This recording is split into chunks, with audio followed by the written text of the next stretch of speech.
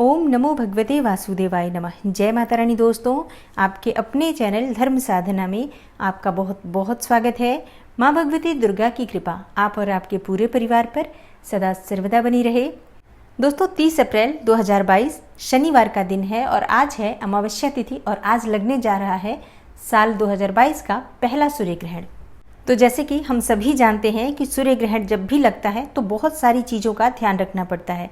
तो आज की वीडियो में मैं आपसे शेयर करने वाली हूँ सूर्य ग्रहण से संबंधित संपूर्ण जानकारी कि सूर्य ग्रहण कब से शुरू होगा, कब समाप्त हो रहा है और कहाँ ये सूर्य ग्रहण दिखाई देगा। भारत में सूतक काल कब से शुरू होगा और कब समाप्त हो रहा है।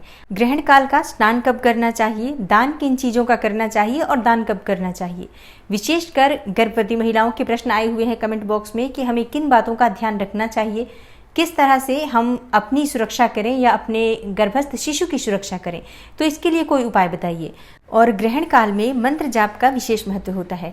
शास्त्रों के अनुसार ग्रहण काल में हम जिस मंत्र का जाप करते हैं बहुत ही शीघ्र उसमें सिद्धि प्राप्त हो जाती है। तो इसलिए ये जो समय होता है ग्रहण काल का, ये साधकों के लिए विशेष रूप से बहुत महत्वपूर्ण होता है।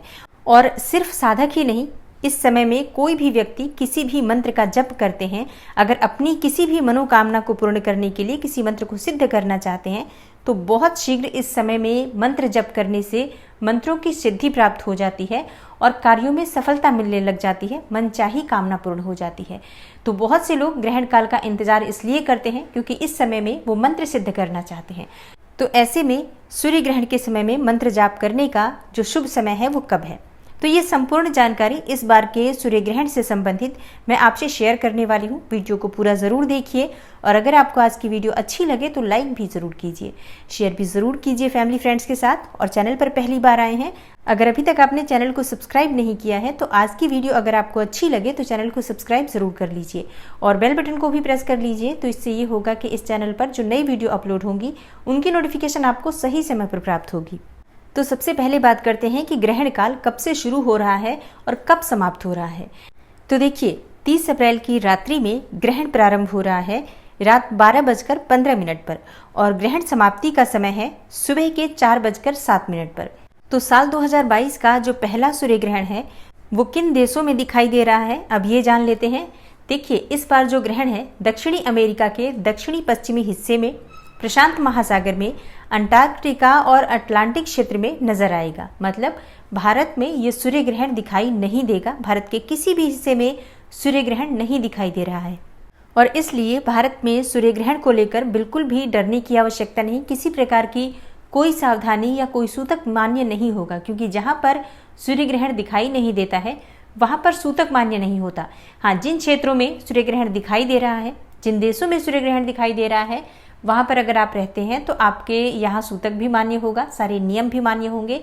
जिस प्रकार से एक ग्रहण काल के दौरान हम सावधानियाँ रखते हैं उन सभी सावधानियों का, सभी नियमों का आपको पालन करना होगा।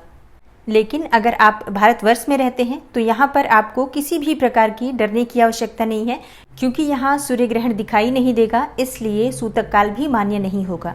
मतलब सूतक काल का समय वो विशेष समय होता है जिस समय में किसी भी प्रकार से हम मूर्ति का स्पर्श नहीं करते हैं, कोई भी कार्मिक पूजा पाठ नहीं किया जाता, मंदिरों के कपाट बंद कर दिए जाते हैं और सूतक काल प्रारंभ होने से पहले तुलसी के पत्ते अपने घर की सभी सामग्री में, जो भोजन की सामग्री होती हैं, जैसे कि कोई लिक्विड आइटम होता है, दूध में, पानी में, इन सभी चीज़ों में हम तुलसी के पत्ते डाल देते हैं, जिससे कि किसी भी प्रकार की नकारात्मक ऊर्जा इन सभी चीज़ों में प्रवेश ना करे। मतलब हर प्रकार से शुद्धि की हम व्यवस्था रखते हैं। जब सूतक काल प्रारंभ होता है तो उससे पहले हम ये सब चीज़ें कर लेते हैं और जब सूतक काल समाप्त होता है तो स्नान किया जाता है, पूरे घर का शुद्धिकरण किया जाता है, मंदिर का अपने शुद्धिकरण किया जाता है, अन्न का दान किया जाता है, भगवान सूर्यदेव को जल अर्पित किया जाता है, फिर शुद्धता के साथ रसोई में भोजन बनाकर और तभी भोजन ग्रहण किया जाता है।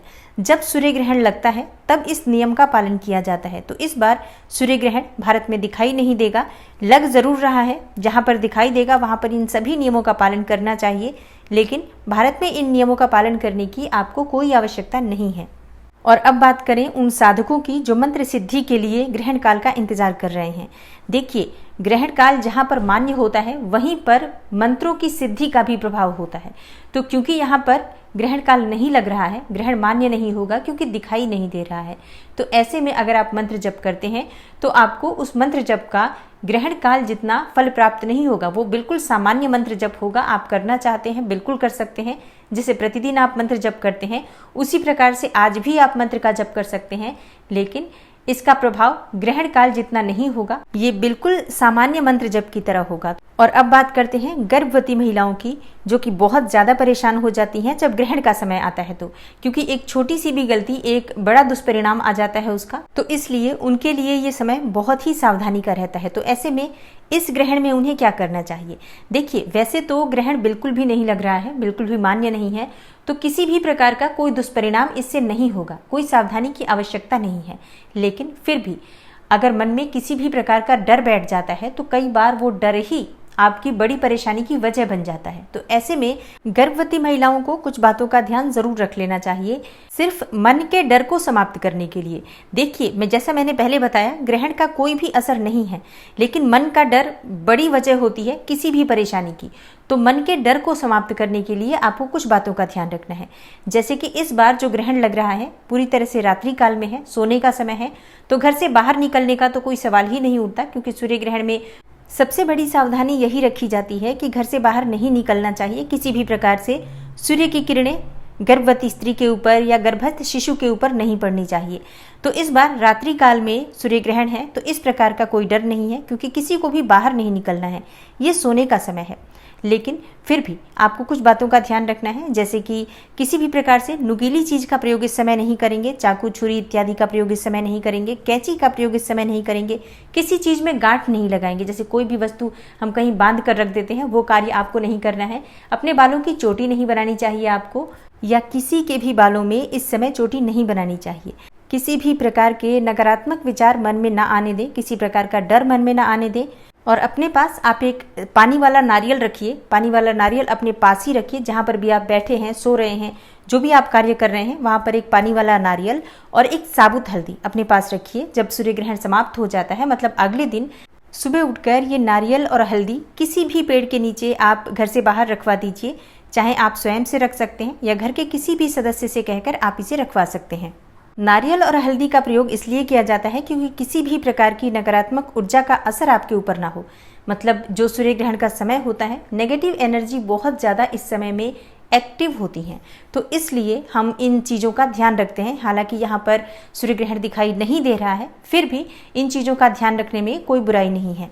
अब कई गर्भवती महिलाओं का प्रश्न होगा कि क्या हम इस समय में सो सकते हैं? जी हाँ, बिल्कुल सो सकते हैं, क्योंकि भारत में किसी भी प्रकार से ग्रहण मान्य नहीं है, सूतक मान्य नहीं है, तो किसी भी प्रकार की कोई भी परेशानी नहीं है। प्रतिदिन की तरह जिस प्रकार से आप प्रतिदिन की दिनचर्या रखते हैं, उसी प्रकार से आज भी रह सकते हैं, कोई समस्या नहीं है।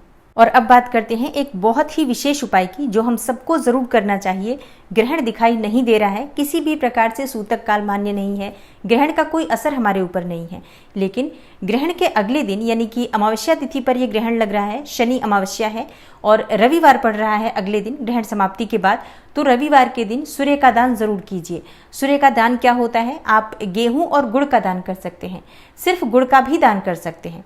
जो भी चीज़ आपके पास उपलब्ध हो, अगर आपके पास साबुत गेहूं हो और गुड़ हो तो उसका दान कर दीजिए, नहीं तो आटा और गुड़ का दान कर सकते हैं। सिर्फ गुड़ भी आप किसी गाय को खिला देते हैं तो इससे भी आपको बहुत अधिक लाभ होता है। ये क्यों कर रहे हैं? ये इसलिए कर रहे हैं ताकि सूर्य देव की कृपा हमारे ऊपर सदा बनी रहे, और सूर्य की कृपा तो हम सबको चाहिए।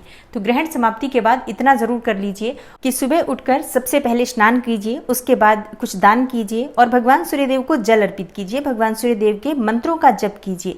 कम से कम 108 बार ओम आदित्याय नमः इस मंत्र का आप जप करते हैं तो बहुत अधिक शुभ फल की आपको प्राप्ति होती है। तो आशा करती हूँ कि सूर्य ग्रहण को लेकर मन में जो भी आपके संशय थे आज की वीडियो से दूर हो गए होंगे।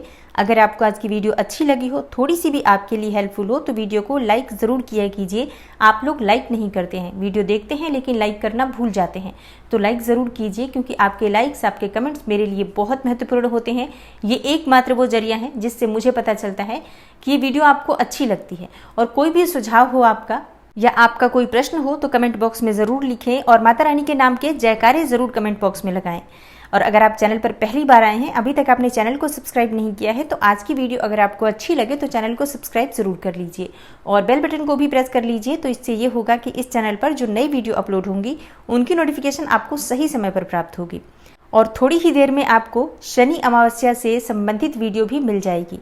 मैं मिलती हूँ आपसे अगली वीडियो में, तब तक के लिए नमस्कार।